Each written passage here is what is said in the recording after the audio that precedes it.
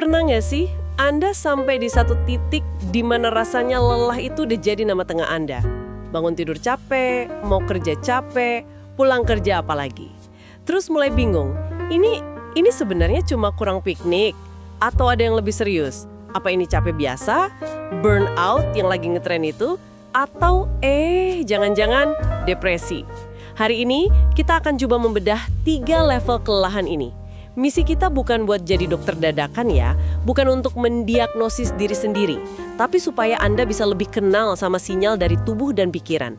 Dan yang paling penting, tahu kapan saatnya bilang, oke, ini waktunya minta bantuan. Dan ini krusial sekali, karena cara menanganinya itu beda total. Kalau salah resep, bisa bahaya. Oh, menarik. Bayangkan Anda sakit kepala. Kalau penyebabnya dehidrasi, solusinya ya minum air. Tapi kalau penyebabnya katakanlah tumor, minum air seember pun nggak akan menyelesaikan masalah. Malah menunda pengobatan yang sebenarnya. Oke, analogi yang bagus. Lelah biasa itu kayak dehidrasi, cukup istirahat. Tapi burnout dan depresi, nah itu butuh penanganan lebih spesifik. Salah intervensi, kondisinya bisa memburuk. Oke, mari kita mulai dari level yang paling dasar yang kita semua pasti pernah alami, capek biasa. Saya selalu bayanginnya tuh kayak baterai ponsel. Kita pakai seharian buat kerja, rapat, balas chat, scrolling media sosial. Haha, iya betul. Wajar kan kalau malamnya sisa 10%? Solusinya ya simple, colok charger, tidur semalaman, besok pagi udah 100% lagi. Tepat. Para ahli menyebutnya kelelahan normal, dan ada 3 ciri utamanya. Pertama, penyebabnya itu jelas banget. Jelasnya gimana tuh? Anda tahu persis kenapa Anda lelah. Oh, aku capek karena semalam lembur sampai jam 2 pagi. Atau, pantas saja pegel semua, kemarin habis angkat-angkat barang pindahan. Ada sebab akibat yang konkret. Masuk akal. Jadi kita bisa menunjuk satu kejadian spesifik sebagai biang keladinya. Benar. Ciri kedua, gejalanya cenderung tunggal. Ya lelah itu sendiri. Fungsi hidup yang lain biasanya nggak terlalu terganggu. Mood Anda mungkin sedikit turun karena capek, tapi Anda masih bisa menikmati makanan enak. Masih bisa ketawa nonton video lucu gitu ya? Betul. Masih semangat kalau diajak melakukan hobi Anda. Kelelahannya itu nggak merampas semua kesenangan hidup. Nah, ciri ketiganya apa? Ciri ketiga ini pembeda utamanya, pemulihan total dengan istirahat yang memadai. Kalau setelah tidur 7-8 jam atau libur 1-2 hari penuh, Anda merasa segar kembali, ya itu memang capek biasa. Oke, contoh klasiknya mungkin mahasiswa yang begadang buat ujian. Tepat sekali, mereka begadang seminggu penuh, setelah ujian terakhir selesai, mereka tidur balas dendam 12 jam. Besoknya udah bisa nongkrong lagi dengan normal. Atau pekerja kantoran yang habis ngerjain proyek besar, dapat cuti 3 hari, dan setelahnya siap tempur lagi. Tapi gimana kalau pemulihannya itu nggak pernah sampai 100%? Misal cuma sampai 60 atau 70%. Nah, disitulah kita harus curiga ada hal lain ya. Pertanyaan yang bagus, disitulah kita masuk ke wilayah burnout. Nah, ini dia. Ketika istirahat akhir pekan itu rasanya cuma kayak neken tombol snooze di alarm, Senin pagi datang, rasa berat itu kembali lagi. Betul. Kalau tadi kita bicara soal baterai fisik, burnout ini masalahnya lebih dalam. Seolah-olah ada aplikasi berbahaya yang terus jalan di latar belakang dan nguras semua daya. Dan aplikasi itu namanya pekerjaan. Ini bukan istilah gaul loh. WHO bahkan sudah mengakui burnout sebagai fenomena pekerjaan. Akibat stres kronis di tempat kerja yang, gagal dikelola. Kata kuncinya di situ ya? Gagal dikelola, tepat. Artinya ini bukan kejadian satu malam, tapi tumpukan stres yang udah lama. Dan untuk memahaminya, ada 3 pilar utama. Ini berdasarkan riset dari Christina Maslah. Pilar pertama itu kelelahan emosional. Kelelahan emosional ini bukan sekedar ngantuk atau pegal berarti ya? Bukan. Ini perasaan terkuras habis secara emosional. Seolah sumur empati dan kesabaran Anda itu udah kering kerontang. Rasanya nggak sanggup lagi menghadapi hari esok di kantor. Berat sekali ya rasanya. Lalu pilar kedua dan ketiga apa? Nah, yang menarik, pilar-pilar ini saling memicu kayak efek domino. Karena lelah emosional tadi, otak kita otomatis cari cara buat melindungi diri. Jalan pintasnya, pilar kedua, depersonalisasi atau sinisme. Sinis, maksudnya jadi julid gitu sama kerjaan? Haha, bisa dibilang begitu. Anda mulai bangun tembok mental, Anda jadi nggak peduli. Buat apa kerja keras, toh nggak dihargai. Atau, Lain ini lagi, paling juga komplain. Ini mekanisme pertahanan diri yang sebenarnya destruktif. Saya paham. Jadi sinisme itu muncul sebagai cara buat mati rasa, supaya nggak sakit lagi. Tapi ini pasti ada dampaknya ke pilar ketiga, kan? Tentu, ketika Anda sudah sinis dan jaga jarak, Anda jadi nggak terhubung lagi sama pekerjaan Anda. Anda nggak lagi merasakan kepuasan. Inilah yang memicu pilar ketiga, menurunnya rasa kompeten. Anda mulai merasa, kok kerjaanku jadi jelek ya? Atau, dulu kayaknya aku jago di bidang ini, sekarang kok rasanya bodoh sekali. Padahal masalahnya bukan di kemampuan Anda, tapi di energi yang sudah habis. Oke. Ini spiral ke bawah yang bahaya banget. Saya coba membumikannya deh. Saya kepikiran 3 profesi di Indonesia yang kayaknya rentan banget. Perawat, guru, sama teman-teman di startup. Pas nggak contohnya? Pas sekali. Kita ambil contoh perawat. Mereka dihadapkan pada penderitaan tiap hari. Ini menguras emosi mereka. Pilar 1. Lalu jadi sinis. Betul, untuk bertahan beberapa mungkin jadi sinis. Jaga jarak dari pasiennya. Bukan karena jahat, tapi untuk melindungi diri.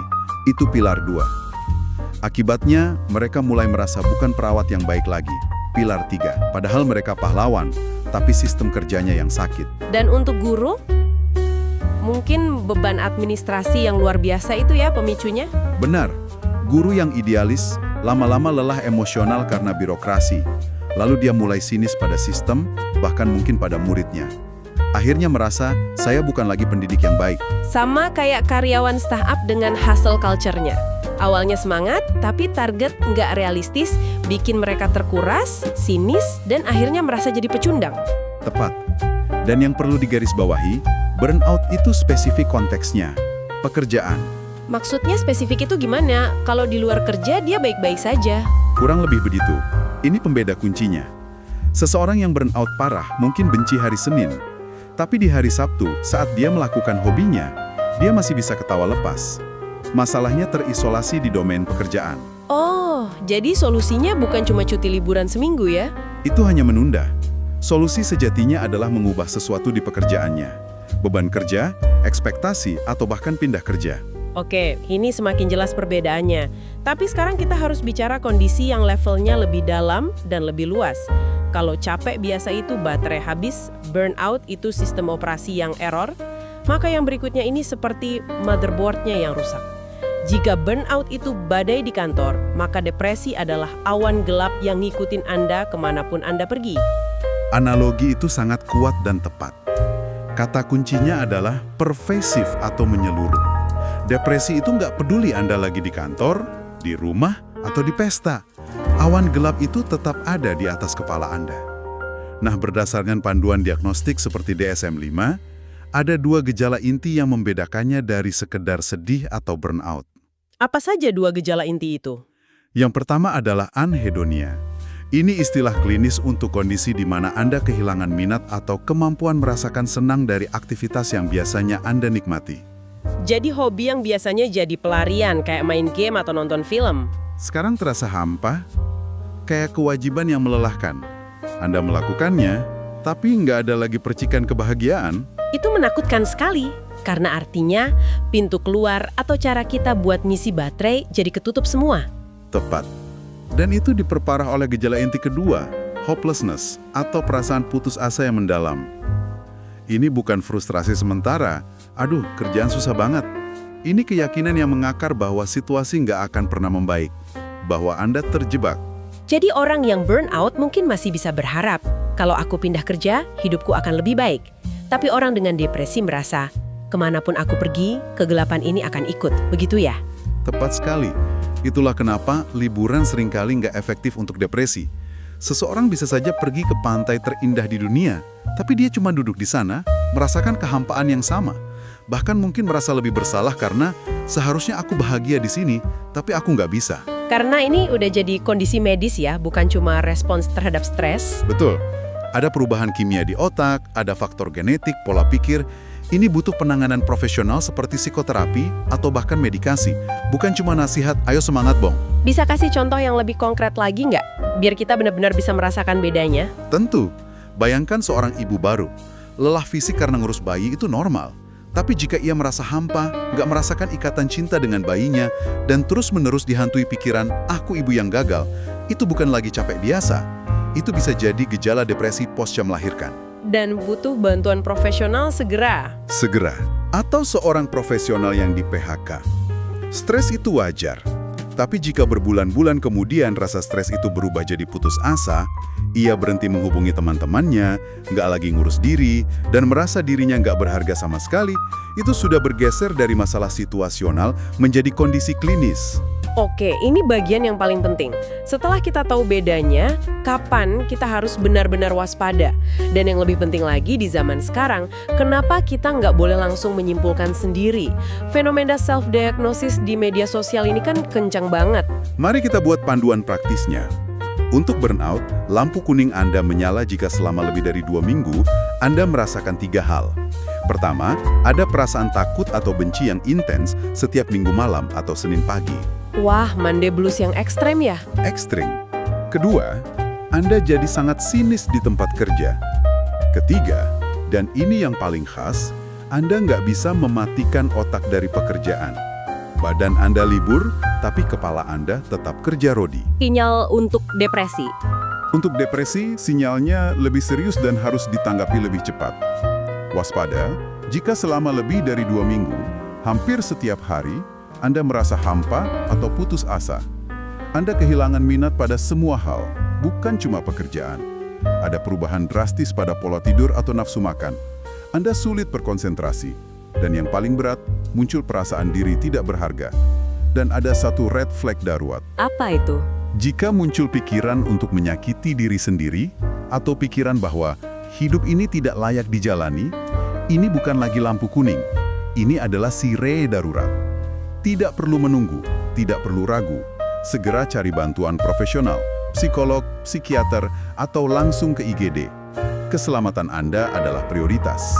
Ini membawa kita ke soal self-diagnosis. Banyak sekali konten di TikTok, 5 tanda kamu kena depresi, yang bikin kita gampang melabeli diri.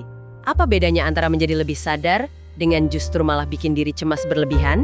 Ini pertanyaan krusial. Ada perbedaan besar antara self-awareness, kesadaran diri yang sehat, dengan self-diagnosis, mendiagnosis diri yang berbahaya. Kesadaran diri itu bagus. Anda memperhatikan, kok aku udah 3 minggu ini nangis terus ya? Itu langkah pertama yang penting. Bahayanya muncul saat kita langsung lompat ke kesimpulan. Fix aku depresi. Kenapa itu berbahaya? Ada 3 resiko utama. Pertama, bisa keliru total. Gejala lelah dan mood jelek itu bisa disebabkan masalah fisik murni. Anemia, gangguan tiroid, kekurangan vitamin D. Oh, iya juga ya. Kedua, bisa meremehkan. Anda merasa, ini cuma burnout, lalu pindah kerja. Ternyata, itu episode depresi berat, dan awan gelap itu ikut ke kantor baru Anda. Ketiga, bisa memicu kecemasan yang tidak perlu. Sedikit sedih, langsung panik. Jangan-jangan aku depresi. Padahal sedih itu normal. Jadi, alur yang benar bagaimana? Setelah kita sadar ada gejala yang nggak beres, apa langkah selanjutnya yang paling bijak? Alur yang benar dan amang ada 3 langkah. 1. Sadari dan amati gejalanya tanpa menghakimi. 2. Catat polanya. Buat jurnal sederhana. Kapan mulainya? Seberapa sering? Apa pemicunya? 3. Bawa catatan itu ke profesional. Biarkan mereka yang terlatih melakukan asesmen. Anggap kesadaran diri Anda sebagai laporan intelijen yang Anda berikan kepada jenderal atau profesional untuk merancang strategi terbaik. Baik, setelah pembahasan yang sangat mendalam ini, mari kita tarik benang merahnya. Pertama, capek biasa. Respons normal, penyebabnya jelas, dan tuntas dengan istirahat. Baterai kosong, diisi, penuh lagi. Betul. Kedua, burnout. Ini spesifik soal pekerjaan. Stres menumpuk yang berujung pada kelelahan emosi, sinisme, dan merasa tidak kompeten. Solusinya butuh perubahan di situasi kerja, bukan cuma liburan. Tepat. Dan yang ketiga, depresi. Ini kondisi medis yang menyeluruh, ditandai rasa hampa, putus asa, dan hilangnya minat pada hampir semua hal. Ini butuh bantuan profesional. Dan saya ingin menambahkan satu hal penting. Jika Anda merasakan gejala-gejala ini, ketahuilah Anda sama sekali tidak sendirian. Data dari Kemenkes menunjukkan angka stres kerja dan gejala kesehatan mental di Indonesia itu tinggi. Seringkali masalahnya bukan karena Anda lemah atau kurang bersyukur. Tapi masalah sistemik ya. Bisa jadi budaya kerja yang toksik, beban kerja yang tidak manusiawi. Poin terpenting dari diskusi kita hari ini adalah memberdayakan Anda dengan pengetahuan. Tujuannya bukan untuk memberi label, tapi sebagai langkah pertama yang penuh keberanian untuk mencari bantuan yang tepat.